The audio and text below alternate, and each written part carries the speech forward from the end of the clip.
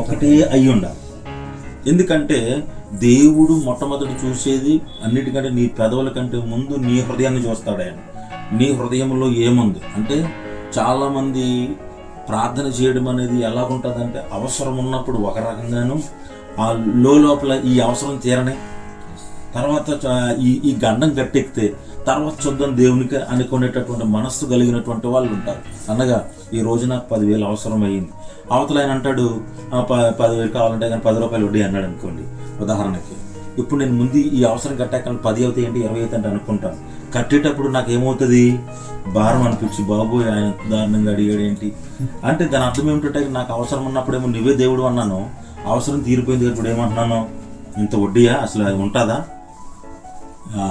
చేతిలో ఉంటుందని మాట్లాడతా.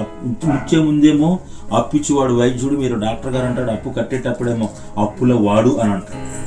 కాబట్టి దేవుడు ఆ విధంగా మాట్లాడేటటువంటి విధానాన్ని ప్రభు చూస్తాడు. కాబట్టి హృదయానికి సంబంధించి హృదయపూర్వక